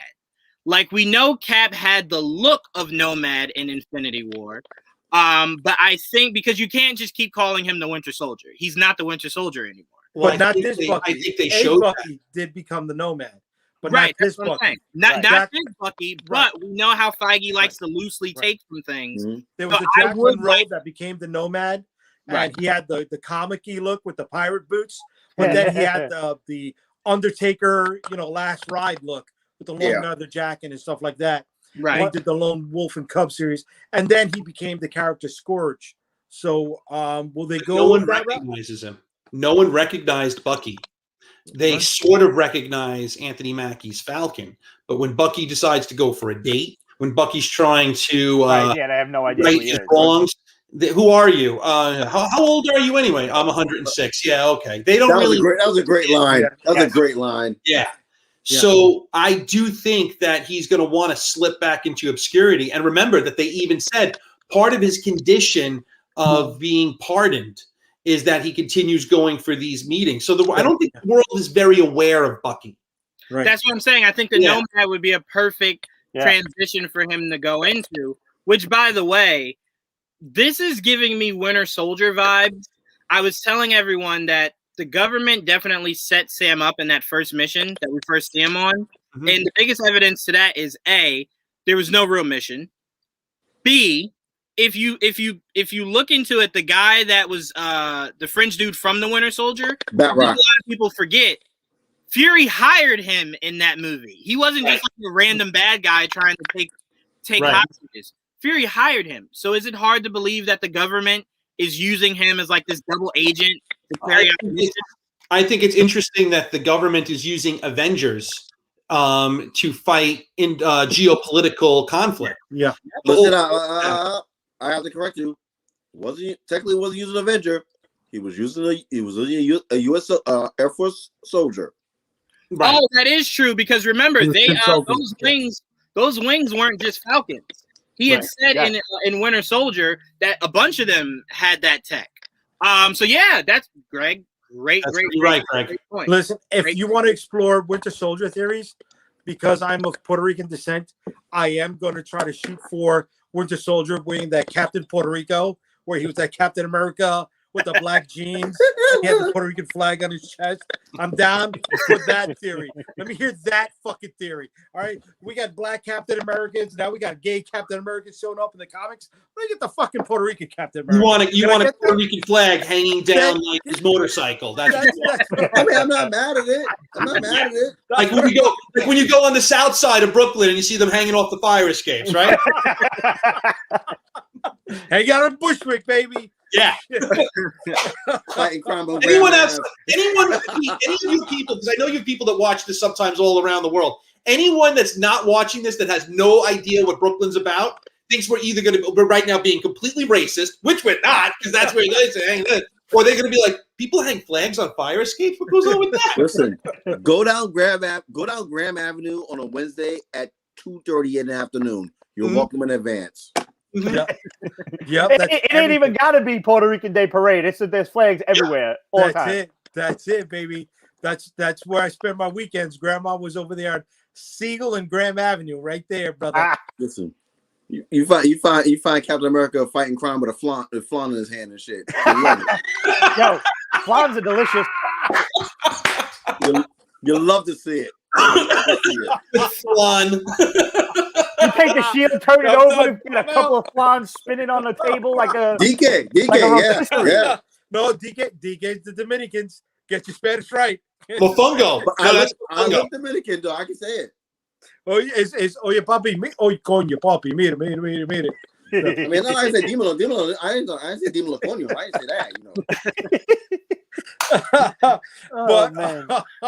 I'm sorry. We got how many more theories you got, Joanne? No, I'm throw them in the garbage, JD. No more. I'm done. I will say this though. I'm extremely looking forward to the way this story is going to develop. I'm so intrigued how they're gonna freaking bring Isaiah Bradley and Eli Bradley into the mix because we both know they're in the show. Yeah, we just don't know when. Yeah, that's what's intriguing to me. Yeah, I do like also that they gender bent the leader of the Flag Smashers. Instead of Carl Morgenthau, it's Carly Morgenthau. Yeah. So I don't know if they're gonna go the route of she is the only Morgenthau or is she the daughter of the original Flag Smasher. I just love that they're bringing in the Flag Smashers. Today's world is the perfect time to bring in the ideology of the Flag Smashers because it hits home. I love how it came from it's a flash mob hiding. Yo, we got a message from whatever's going on. Glenn D. Taina. He's like, yo, they're totally trying to get rid of Falcon on that mission. They straight trying to set him up. They straight trying to set him up on that shit. Greg, I try to stay from spoilers. Is that definitely true that Isaiah Bradley is going to be in Falcon Winter Soldier? Was that? Yes. It is. Okay, because I actually do try to stay. I like enjoying some of these. So, there's certain shows I don't mind finding about spoilers. But Falcon and Winter Soldier was something I really wanted to sit down and enjoy as it came. Yeah, I will say, Andrew, that's the one thing I hate about what we do. We're supposed to be in the know, and sometimes it's just like, God damn, I didn't want to know that. Like, Yeah, I didn't want to know that. I'm happy that he mentioned it because I think that's really cool to bring in. Mm-hmm. But at the same token, Greg, fuck yourself because I really just you really just like you know. I'll take that. Listen, you know what I mean? What we do, especially me. I'm like the fucking grand pooper. I don't want to spoil shit for people. Yeah, but when like something this major of a character gets in the fold, when I got the word about this shit, I put that shit on blast right away on Breaking News. Yeah. So you know what? To capitalize on to piggyback on what Andrew's saying, you and Breaking Nerd News told me that Pierce Brosnan was going to be Dr.Fate. Fuck you for that. Fuck you. What? You don't like that? That's a great casting. That's a great cast. I want to see it in the movie. I want to see the reveal in the movie. Listen. Warner Brothers actually got something right. That's a great casting. I tell you what, to be able to cast Pierce Brosnan and Helen Mirren in the same week, you're doing something right over there. Wait, who did they cast Helen Mirren as? Yeah, wait, who's Helen Mirren? She's in the Shazam. Big bad in the sequel to Shazam. Yeah. Oh, really? Who the hell is she gonna be? I forgot the name of the character, but she's gonna be the big bad in. Wait, is she going to Shazam? Or is she going to the Rock movie? No, she's going to Shazam. She's gonna be some Okay. old bad bitch. No, like yeah, you already. I mean, it's Helen Mirren. She's Helen Mirren still is beautiful. Yo, ridiculous. listen. Oh, She could hurt me. And if none of you out there have ever seen Caligula, I highly recommend you get the 3-disc Roman edition set. Caligula. yeah. Oh yeah. No. Oh, You yeah. can see with the You horse. never take your ring off. With the horse. That's what You Caligula can see with the horse. But if you can't do Caligula, watch Excalibur, and you get her. That's a good one. I mean, look, I ain't even gonna lie to you. Don't judge. I was watching the Hobbs and Shaw movie, and everyone was drooling over Vanessa Kirby. I was the only one in theaters, just like, so y'all not looking at Helen Mirren. No one sees her. Like, we're just gonna ignore her. Okay. Wait, what movie? Helen Mirren got the yeets. She was Jason. Helen Mirren got the yeets. She is holding. Yes, I loved her in the. I love her in the Fast and Furious. I'll be honest. That's my dirty little pleasure. I love the Fast and the Furious series. I actually fell in love with them with number 5, which was like Ocean's 11 on crack. Yes, exactly. Yeah. I mean, The Rock brought something when he first came. He brought something that they needed. Mm-hmm. Yes. And then I really enjoyed Hobbs and Shaw. Ryan Reynolds. Hobbs and Shaw was dope. It was awesome. Yeah, I really enjoyed it. I haven't watched the Fast and Furious movie complete since Tokyo Drift. I was watch 5. You gotta watch. I had so much PTSD from watching Tokyo Drift and fucking Bow Wow that Wait, I'll never watch it Greg, again. watch 5. That breaks my heart. Like when JD was like, I saw the first 2 Mission Impossibles and I was done. I'm like, but they got better afterwards. Yeah, They did get so much better. They did get so much better. Greg, I promise you, 5 is probably, I still think, the best out of all of them. Once they go into Juwan's gonna know this is Brazil when he starts screaming in the middle of the. Dude, they made 5011 of them though. They made 5011 Fast and Furious. No, 5 is its own entity. 5 is like Ocean's 11. It is. It really is good. So the Brazil scenes where they're stealing the bank vault or whatever, that was actually shot in Puerto Rico. Was it really? I know that. Yeah. It was actually shot. Sounds about right. Oh, damn. Cheap I budget, was gonna say that does sound about right. Sounds about right. Sounds about right. They weren't going to be all the way. I didn't know that the Brazilian cop was Thor's wife. Yes. Oh, I didn't know that. Yeah. I actually knew that. I ain't watching it. I knew that. I didn't know You can get that. it I too. found that out recently. I was Respectfully. like, oh, excuse me. I saw that on his Instagram one day. I was just like, I didn't even know he was married. Dom No, Stamos? she's not Brazilian. She's from Spain. Really? Yeah. Damn. So they got Australian and Spaniard babies. I do. Yes, sir. Good I tell lord. you what, I've seen his kids. They got a good head of hair. That's for damn sure. Ain't no Lord. baldness coming out of that. Those two families. I miss mine. I'm jealous of you, Pete. I'm jealous of you, bro.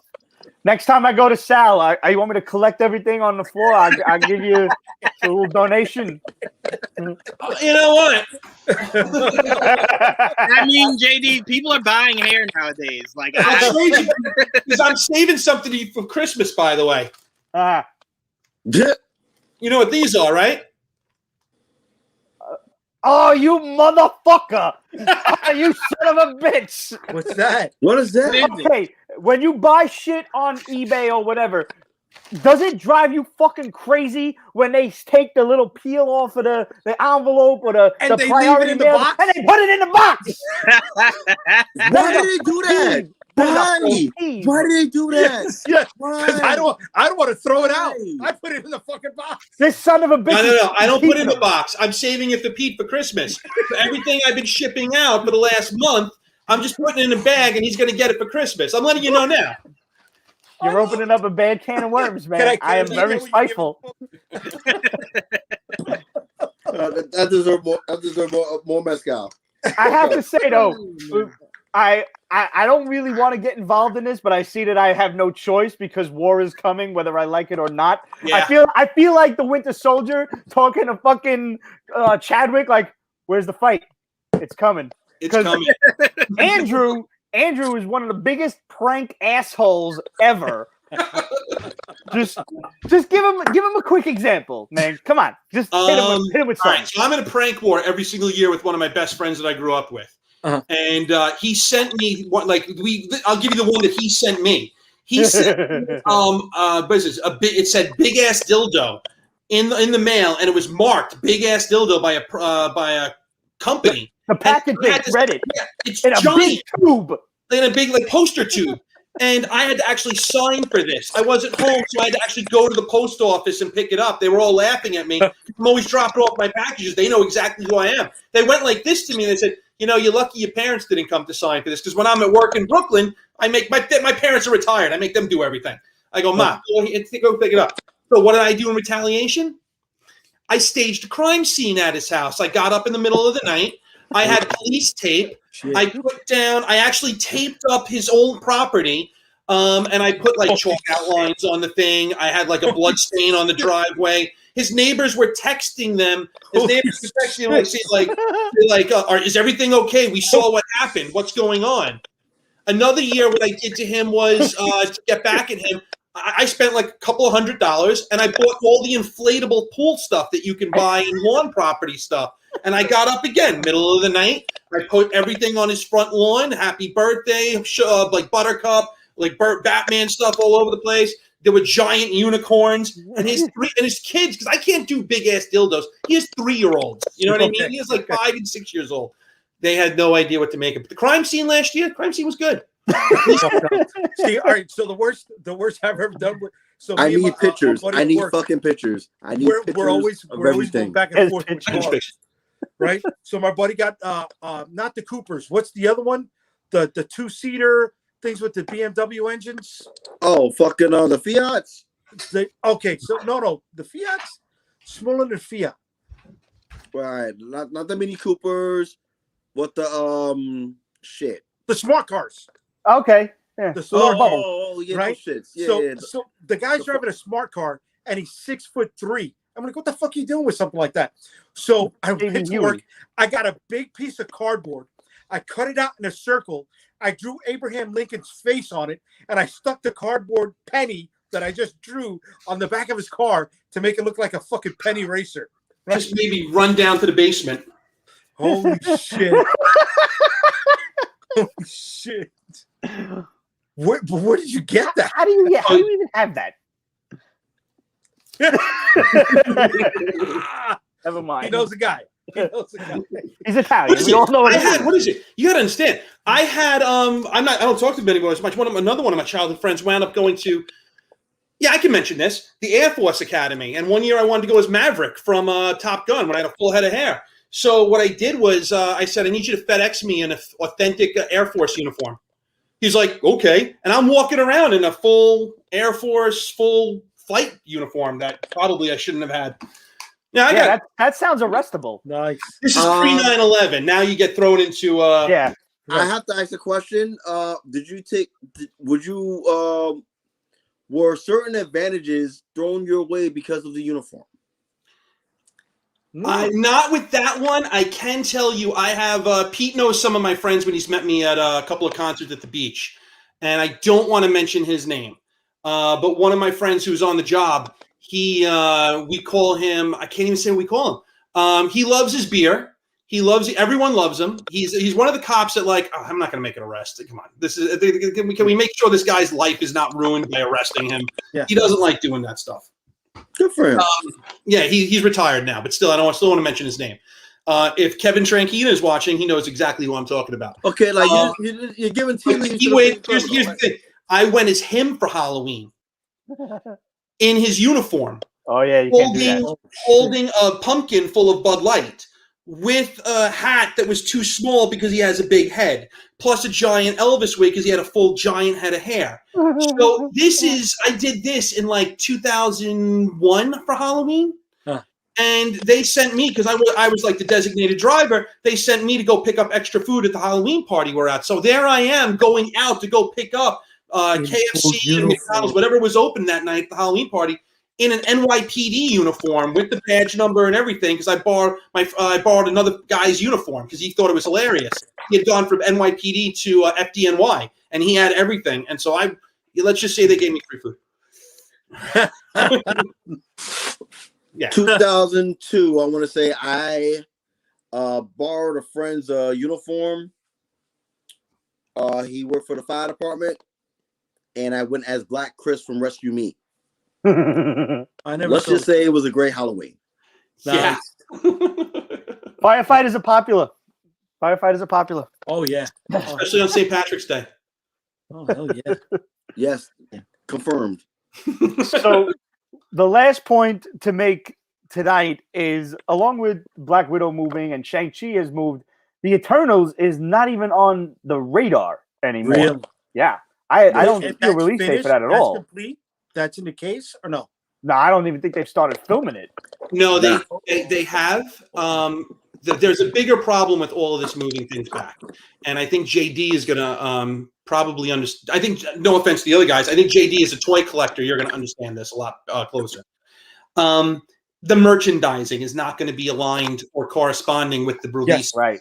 So yeah, I call it the biggest mishap you can cite is with G.I. Joe Retaliation. Yes. The toys were out on the shelves. Yes. And then they delayed the movie because they said, we want to film it in 3D. The real reason was they knew it sucked and they tried to refilm some stuff. Okay.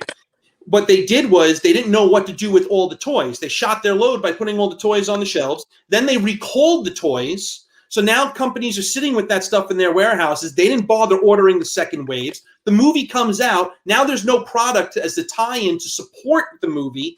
And what happened was Retaliation, because of its delay, wound up killing the franchise for there were no G.I. Joe toys on proper shelves from 2000.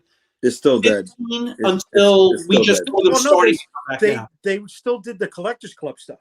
Right, really on the low. Right, but your average person's not spending $37.50 for a mail away figure. Correct. And I had a bunch of those. Some of those were really nice that came out. Right. Oh no, I was in the club. I bought those. Yeah. But there's no product. There's no synergy.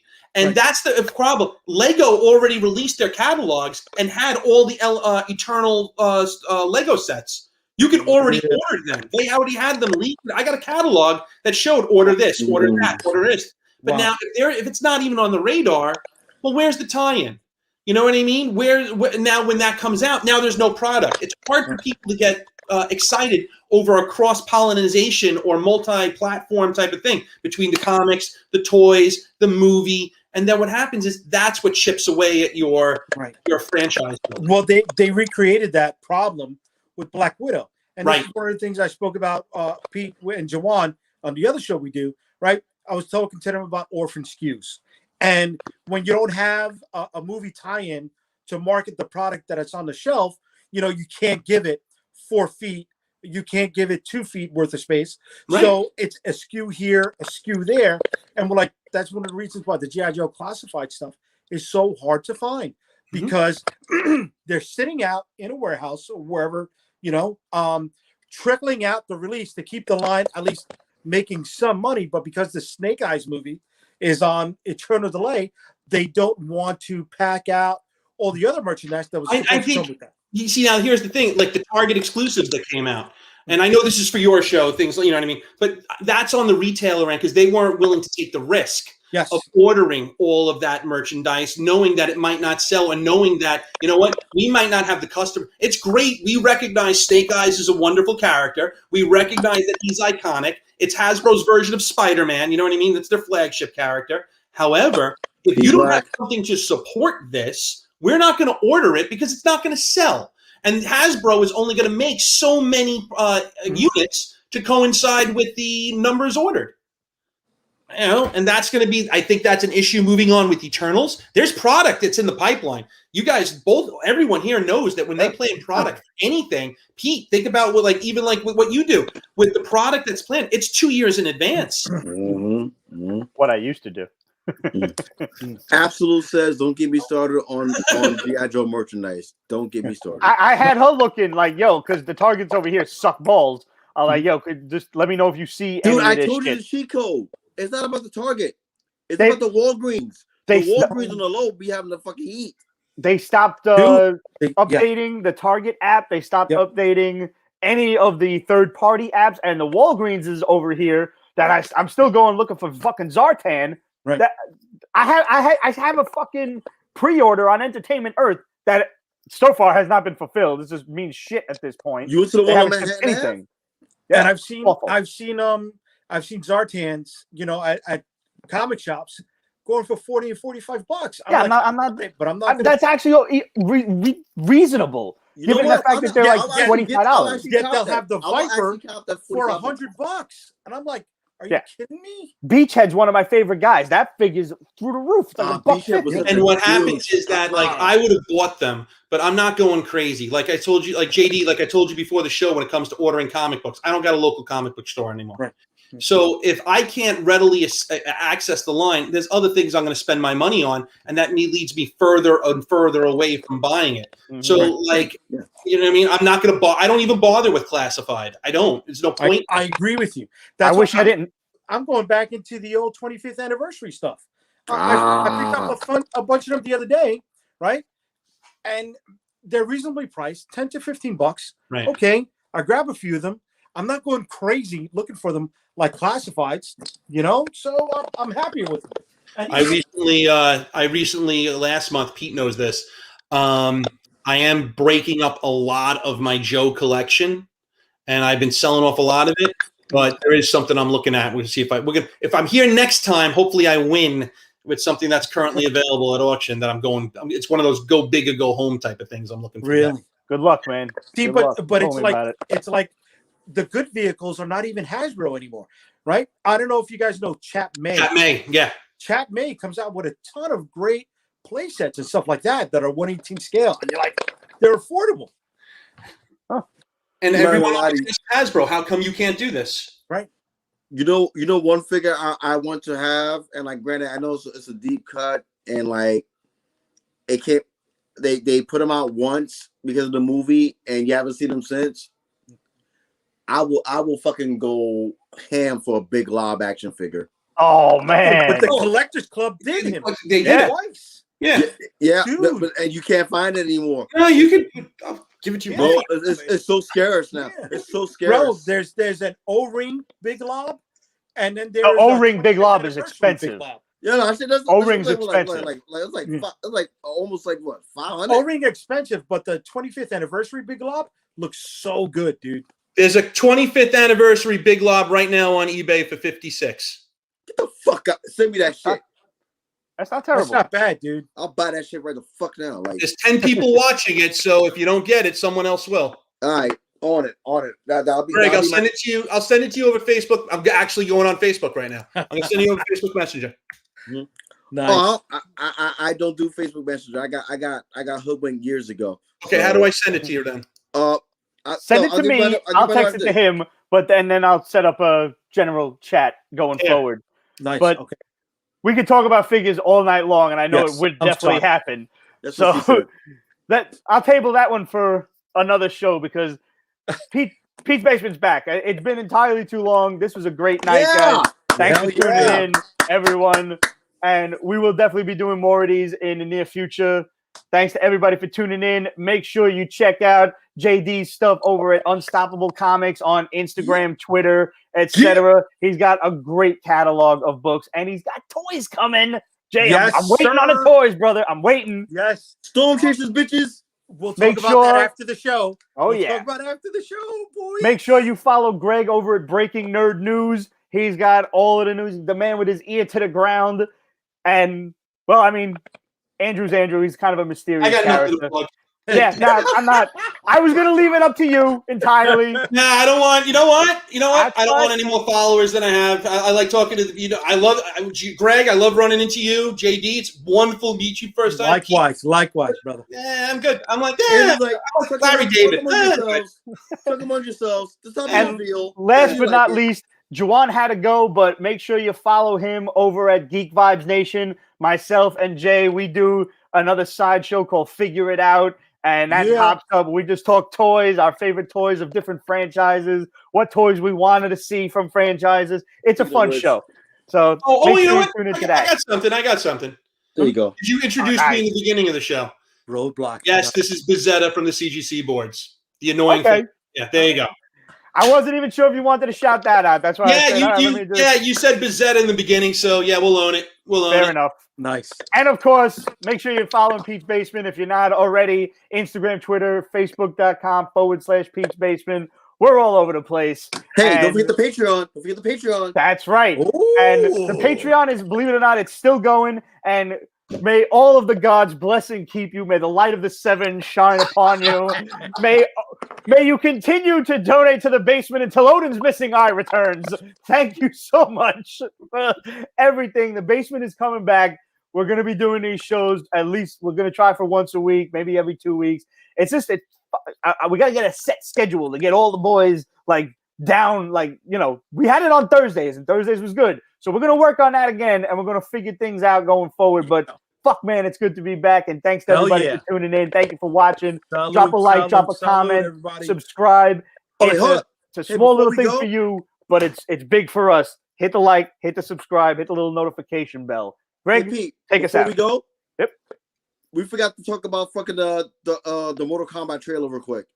Oh, okay. Wait, there's a second one? We got another trailer? Yes. Oh, I didn't see the new one. Oh God. Wait, hold on. Let me get closer to the camera. Oh God. Oh God. Do we have a release date on that? When's that dropping? April. I want to say April 21st. Okay, soon. Really? Yeah. That's okay. It's right on my damn damn soon. It's coming. It's coming. Nice. It's coming. Yo, Godzilla fucking King Kong's this weekend. Yeah. This weekend or next weekend? No, it's in 2 days, 25th or 26th, one or two. Well, no, wait, no. Wait, it can't be. It's Friday? Yeah. So hang on, let me get this straight. So Friday is Winter Soldier. 3 episodes of Invincible, which oh my fucking god. Yeah. They dropped 15 minutes on YouTube today. That shit gonna come in clear? Nice. March 25th. It's fucking really tough with the thing, but it says, trust me, that shit. Oh, there we go. Yep. March 25th, 2021. Nice. So and the best thing I see. Invincible in that? Oh, it's a wrap. Oh, Invincible's out this weekend too? Yeah, 3 Friday. episodes. Oh, we're definitely coming back then. We got to talk about all this shit. Where can I watch Invincible? What's that on? Amazon Prime. Okay. All right, I'll watch that then. Cool. Oh man, my mom's gonna yell at me because I still didn't finish reading the books. But we're doing that shit's dope. Yo, the comics are awesome. Yeah, I got like 3 graphic novels in. I didn't. I know I suck. I read Invincible for the first. I think it was like 130 issues because I. You're almost done. You got like 20 issues to go. Finish this shit. No, because I got I downloaded them at one point, and that's all it had. He means he got them from Comixology and downloaded them perfectly legally. Yes. No, yeah, whatever. The overseas. Listen, I'm Italian. This You will be fill up one the of back the of books the I truck. get in omnibus. Yeah. I Fill get up the the whole back thing of the omnibus. Instead truck. I have them. I also got them through Comixology and have been reading them. But you know, I'll get to them eventually. I promise. I There just was Yeah, a- read I'm gonna slow. buy the complete omnibus. The what's the Opridum or whatever, ever you call it. I lost the cover jacket, but this is the first hardcover 12 issues Mhm. of Invincible. I love this freaking book. Shows you scripts. He has a tactic in here that I used. He did a chibi gallery somewhere. So Sketch design. Chef's kiss. Characters from Cory Chef's Walker. kiss. So I'm a big fan of Kirkman's Invincible. awesome. All right, so we will definitely be back next week then to talk about Invincible and Godzilla and Falcon and Winter Soldier again. So thanks for Back on tuning in, Streetland, everybody. folks. Love it. Salud, and we will see you next week. Salute, Jindan. Peace.